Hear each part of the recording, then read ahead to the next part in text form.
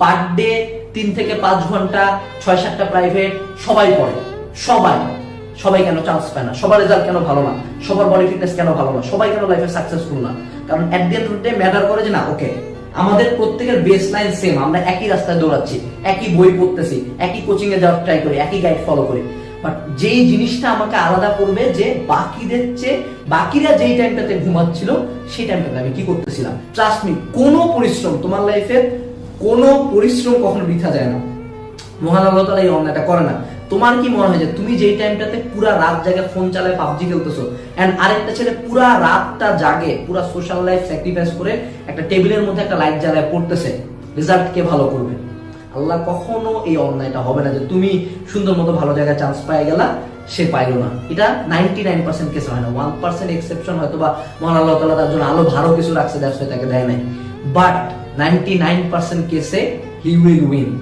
তুমি যেই টাইমটাতে হয়তো বা চিন্তা করছো হ্যাঁ আজকে জিমে যাবো না, আজকে এইটা কাজটা করবো না, না করলেও তো হয়, সেই টাইমটাতে একটা মানুষ পুরা লাইফ স্যাক্রিফাইস করে পড়তেছে।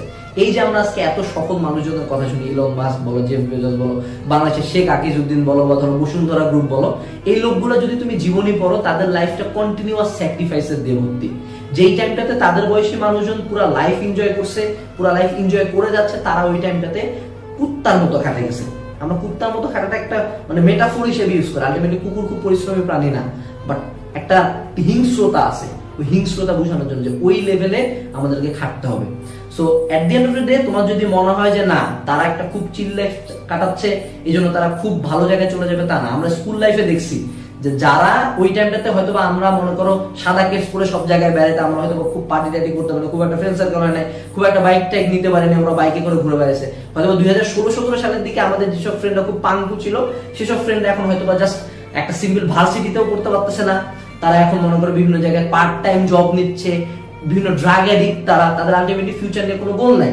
বাট ওই টাইমটাতে আমরা যেসব ফ্রেন্ডরা এগুলো সব স্যাক্রিফাইস করে পড়ছিলাম, ওরা হয়তো বা তাদের লাইফে ভালো ভালো জায়গায় সেটেল, 90% কেসে তারা ভালো ভালো জায়গায় settle. So at the end of the day sacrifice, and যেই টাইমটাতে মানুষজন মজা নিচ্ছে সেই টাইমটাতে তোমাকে খাটতে হবে। দেখবা তোমার লাইফে চেঞ্জ আসবে, দেখবা তুমি বাকিদের চেয়ে কেমন যেন আগায় যাচ্ছ। একটা সার্টেন থ্রেশহোল্ড পর্যন্ত পড়াশোনা করো, make sacrifices, your sacrifices will make you great.